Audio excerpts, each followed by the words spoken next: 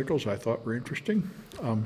Apple's smartwatch already monitors your heart rate by shining a light that punches through your skin. They can tell from the amount of reflected light how much blood is going through your wrists. They can read your pulse.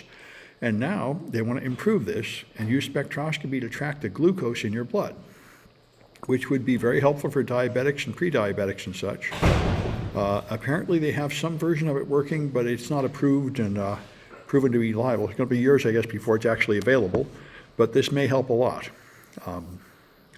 I have read for years about diabetics. One of the problems with diabetes is people only measure their blood glucose once or twice a day, and they don't keep it in the right range all the time. So if you could have some kind of automatic, there are people that hack systems that automatically measure it frequently and automatically release the right amount of insulin frequently, and that's much healthier. So there's huge room for improvement in the treatment of diabetes. But nowadays they put an implant into the body to check the glucose. I didn't know about that, but they might, yeah. Right now they check it on the cell phone. Well, that's good. Really on the implant. But you know, something they've been expecting since the 80s is an artificial pancreas that would have a reservoir of insulin and be implanted in your body and automatically release the right amount of insulin all the time. No, this one is to check the Yeah, I know, and then you have to manually take a shot to get your insulin, which is very strange. And it's amazing. I saw in the 1970s or 80s, I saw a diagram of this proposed object in Scientific American. It seems so simple. You just take a sensor like that and you connect it to a reservoir of insulin with a pump, and that should. I thought there's a company that tried to get the FDA to approve a pancreas. Yes. Pancreas. Yes, there are people trying to develop it still, but it's still not available. They're seeking approval. So Yeah. it's ready. Well, a lot of people are hacking insulin pumps. I know a guy that actually runs one of the guys that runs our cyber competition. You get a certain brand, an old brand of insulin pump, and there is hacked firmware you can put in it that gives you some of this function. But you can't get it officially, which is very strange because we thought the technology was ready for this in 1980. And somehow you still don't have it. It's not like it's very complicated. Anyway, so apparently the apps on Android have misleading privacy labels, even really amazingly famous apps, like Google Play itself. Google Play itself is an important app, of course, and it has no privacy statement at all. And yet it invades, and so what they talk about here is Android launched nutrition labels in Play Store saying it'll summarize the privacy consequences, but people just lie. So they found that Facebook Messenger, Facebook Lite, Snapchat, Twitter, and Samsung Push all lie. And Minecraft lies too. They all claim they're not spying on you when they are. And this shows something. Google does not verify the accuracy of the transmission, which by the submission. So since everyone knows they're not checking, they just lie. And by the way, of course, they mentioned that this is kind of all a smokescreen because the major intruder on your privacy is Google, and Google does not need to spy through the app. Google controls Android. They have a whole bunch of system processes running on Android with total permission, so they can collect data that way. They don't need to do it through the app anyway. And that's an issue. I mean, you're either handing all your data to Apple or you're handing all your data to Google. Those are the two choices. But Apple is not using it to target ads, so that's why generally considered a safer choice in terms of privacy. So if you have a head and motion sensor for like a game player, visual reality device, they found that they can uniquely identify people from a 5-minute measurement of how you use these devices, because your head and hand motions are characteristic, and they got 55,000 people, and they took 5 minutes of data, and they were able to uniquely identify people to 94% accuracy. So this is, there are all these technologies that claim they have an anonymization, and this is almost always garbage. Like your search history, you can easily figure out who you are. Pretty much anything you do, you can pretty much figure out who you are. And the idea that people can collect data from you and yet keep it anonymous, all of it has pretty much been debunked so far. There's a new one I was talking about a week ago, where it's a new one that I think is going to be on Android, where it's going to sort you into categories and then just report the categories. like your age range, your interest in sports, your interest in cars, the kind of stuff that's useful for tracking. But even like 10 or 15 points like that is probably enough to pretty uniquely identify you. That's the thing. Anyway, so the Internet Library, might not get Internet Archive. The Internet Archive archives websites from the past, but they also archive books and pages and even copyrighted stuff. And therefore, they're apparently violating copyright law, but they claim it's fair use just like any other library that collects books and preserves them and shares them. And now there's going to be a court date coming next month. So maybe there'll be some more decisions made on whether this is legal or not. Yes, good. Someone has research. Hedge Fidget Cube has a link of research into privacy-respecting systems. Good. Very nice. Well, they made a product of some kind, and it doesn't actually look like independent research. It looks like trying to sell a product. In any case, it's an interesting thing. I'll add it to my news links. A privacy-respecting system. This sounds very much like what I think it's Google is announcing this in the Android. And so these things exist, and this is what people need, is some kind of privacy-respecting system.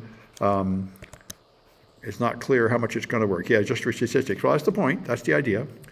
Anyway, the San Francisco public school system, not the college, but the K through 12, I think, has switched to a different payroll system about a year ago, and it never worked. It has not been paying people at all or the right amount, and they still have not fixed it after a year. So people have been a year without pay, and they're marching and complaining and suing. This is a perennial problem with San Francisco government at all levels. I know there was a teacher in our department that was paid 1/3 of his pay for, I think, 2 years, and they couldn't figure out how to fix it. It happens all the time. All right. So this, in case it's not obvious, you could do this. YouTube lets you put up videos, and you can put up videos of any length. You can put up as many as you want. There's no limit. So you could just take any kind of file and encode it in videos, which is what this guy did with these dots encoding bits of the file, and then you can stick it up on YouTube, of course, until YouTube gets wise and takes them down. But for the time being, you can put files in this form up there. There have been a lot of similar products. I think when Gmail came out, there were things that were going to stick things on a bunch of Gmail accounts and such. In principle, you can put any kind of data on any kind of storage. But the people that make it, it's not, well, you could, I guess you could call it Stego now that you mention it. It's a movie that has a second thing inside it. It's not particularly hidden, but yeah, it's one data encoded in another, yeah. All right? So that guy just won huge storage? Well, he's made the product, and he says you can store things with it. But of course, if people do it enough to irritate Google, then I think they'll just take them down. If only a few people use it, they probably don't care. So the Copyright Office issued a copyright for an AI-generated comic book, but the people that submitted it did not tell them it was generated by an AI. So now that they found out, they have retracted the copyright for the artwork. The story was written by a human, but there is an official policy that things that are created by automated processes cannot be copyrighted, only if a human creates them.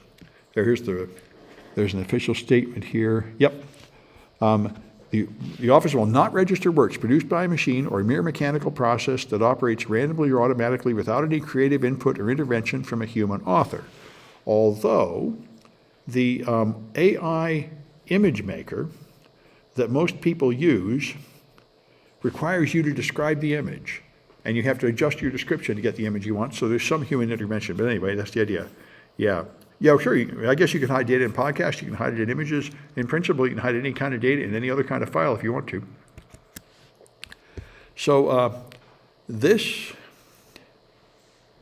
is the latest. There are 2 diet drugs that are out now that are extremely effective. They cause people to lose something like 15 to 20% of their body mass, which is enormously good medically. And these guys, however, sold the most effective drug for just $25 a month, but only for a limited time, and then they raised the price to $1,000 a month.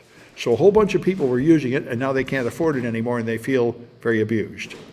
But there's 2 drugs. Mounjaro is one of them, and the other one is the one that Elon Musk is using, the earlier one that's very popular.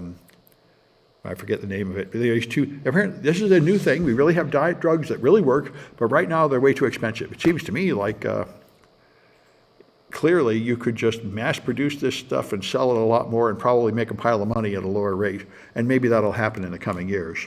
All right. And so I would try to make ARM projects for my exploit development class, and students and so I figured out a pretty good way to do it, but I found out something annoying. Even if you have a Mac M1, which is an ARM64 processor, you cannot run ARM32 code on it. Now, if you have an Intel processor, you can just install a multi-architecture library and run earlier code on it, and Windows machines always run code on the previous architecture, and ARM also has that feature, but Apple's ARM chip specifically removed it. So that's very annoying. You cannot run 32-bit ARM code on the Apple M1 chip, which is like a special version. So anyway, I found a way to emulate it and just got that working before class. So I found a way to do the project. But I went down a lot of blind alleys thinking, well, I should just be able to run 32-bit code right on this processor. Why can't I do it? And I finally found the authoritative statement that Apple specifically removed that feature, which is pretty screwy. But Apple tends to do that. Apple doesn't really care about supporting old stuff. They just abandon anything that's more than one version back. Anything 2 versions back or before, they say, forget it, you need to update or we're not going to support you. Saves them a lot of money and bother that way. So this is interesting. There was an article a week or two ago about the 9 forms of ice. Just water forms a lot of different crystalline structures. Maybe there's 12 forms, there's a lot of forms of ice. But salt water is even more complicated. Salt water that freezes on Earth freezes with 1 atom of salt per 2 atoms of water. But when it freezes on an asteroid or another planet with very low temperatures and lower gravity and higher pressure, because it's under the oceans on some of these other planets in the other moons are 100 times deeper than the oceans on Earth. So they're in very high pressure, and they form unusual crystals of salt water with, here's 1 salt to 2 waters. This is the way salt water freezes on Earth. But in these other planets, it sorts this way, which is 2 atoms of salt to 17 atoms of water, or 1 atom of salt to 13 atoms of water, and these create new complicated geometric structures. And it reminds me very much of semiconductor doping, which is an issue I've considered for my PhD. I did something else with proteins, but this was in one of my place of jobs I was offered in grad school, was to analyze these things. The mathematics of these things is very complicated, and predicting their electrical properties and such is very difficult. So anyway, that's material science, and it's very challenging stuff. It's pretty much unknown. All right, let me stop this recording.